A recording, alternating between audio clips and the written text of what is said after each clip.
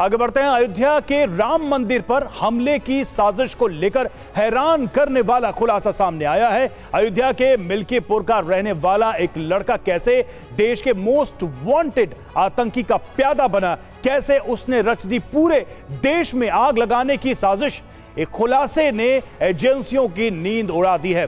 थोड़े में ज्यादा स्वाद यही तो है इसकी खास बात। वाओ मामा, क्या स्वाद है। अरे मेरे राजा, मसाला।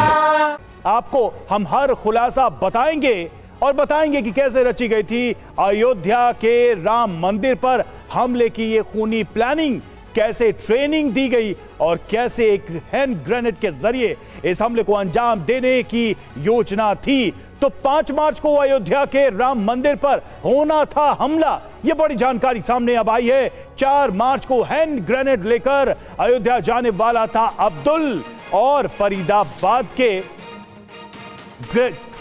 से ग्रेनेड लेकर उसे अयोध्या जाना था। मोबाइल फोन में धर्म स्थलों के वीडियोस मिले हैं। एसटीएफ से पूछताछ में अब्दुल रहमान ने ये सारे खुलासे किए।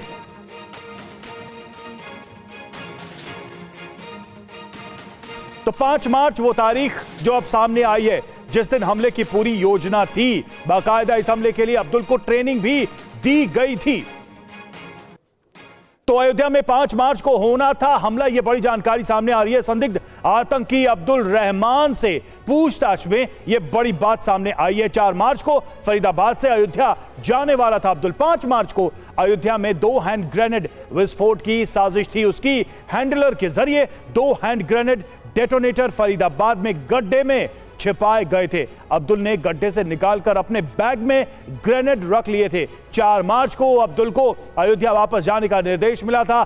2 मार्च को एसटीएफ गुजरात और हरियाणा एसटीएफ ने उसे अरेस्ट कर लिया। अब्दुल के पास से 1 मार्च 2025 के अयोध्या कैंट से दिल्ली की ट्रेन टिकट भी मिली है। आरोपी के पास से 2 मोबाइल मिले हैं। इनमें धार्मिक स्थलों के वीडियोस भी सामने आए हैं। मोबाइल फोन में धर्म विशेष को भड़काने वाली सामग्री भी मिली है। अब्दुल सोशल मीडिया पर धार्मिक कंटेंट देखकर कट्टरपंथी बना था। आतंकी नेटवर्क से जुड़ने के बाद देसी तमंचा बनाना भी उसने सीखा था और अब देखिए ये बड़ा हमला करने की तैयारी थी। एक और अपडेट इस खबर से जुड़ी हुई।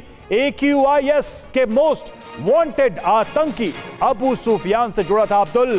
सुफियान के इशारे पर अयोध्या में हमले की प्लानिंग थी। सुफियान के हैंडलर ने फरीदाबाद में बम रखा था। प्रतिबंधित ऐप के जरिए सुफियान से करता था वो बात।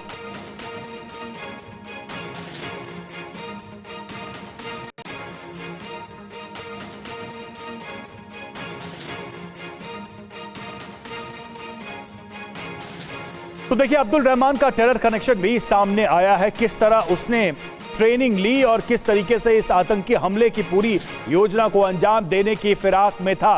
बड़ी जानकारियां सामने आ रही हैं। बिग वॉल के माध्यम से वो जानकारी हम आपके सामने रख रहे हैं, जिससे ये कहा जा रहा है कि टेरर कनेक्शन कैसे इसका था, यानी अब्दुल का था। अबू सुफियान का इशारा, अब्दुल रहमान बना मोहरा। कैसे अल कायदा इन इंडिया सब कॉन्टिनेंट यानी AQIS से वो संपर्क में था, कांटेक्ट में था, निर्देश ले रहा था। AQIS के मोस्ट वांटेड आतंकी अबू सुफियान के वो संपर्क में था, उसके कांटेक्ट में था। ये बड़ी जानकारी सामने आई है।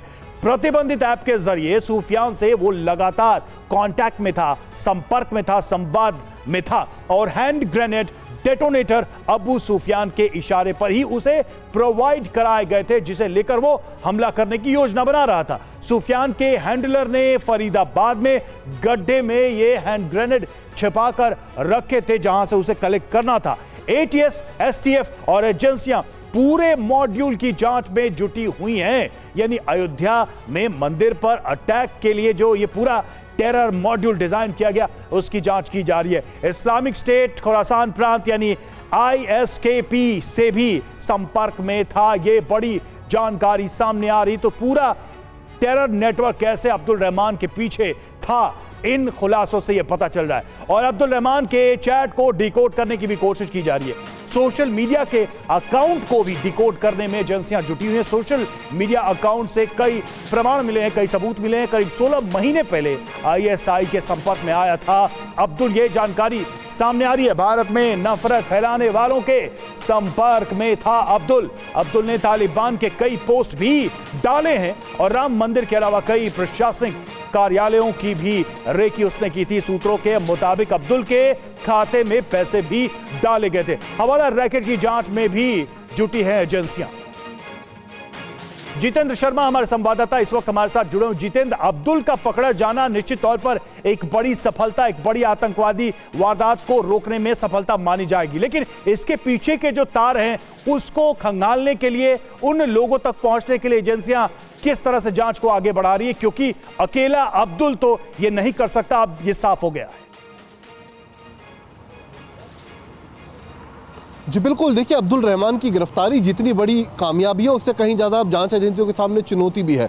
चुनौती इस बात की कि दरअसल अब ये साफ हो चुका है कि आईएसआईएस किस तरीके से अपने सब कॉन्टिनेंटल आईएसकेपी और इसके अलावा AQIS के जरिए हिंदुस्तान में धमाकों की साजिश रच रहा है। अब्दुल रहमान और साथ ही अबू सुफियान, इन दोनों के बीच की जो कड़ी है जिसने ये जो 2 हथगोले जो बरामद हुए इसके पास से और जो डेटोनेटर बरामद हुआ गड्ढे में जो दबाया गया था, वो कौन शख्स था जिसने गड्ढे के अंदर दबाया, उसकी पहचान करने की कोशिश यहां पर की जा रही है। इसके अलावा अबू सुफियान से एक और खुलासा हुआ कि दरअसल अयोध्या के अंदर राम मंदिर के पास जो धमाकों की साजिश थी वो 5 मार्च की थी, क्योंकि 4 मार्च को इसको ये बताया गया था कि 4 तारीख को इसको अयोध्या के लिए निकलना है, तो जाहिर सी बात है 5 तारीख को धमाका किया जाना था।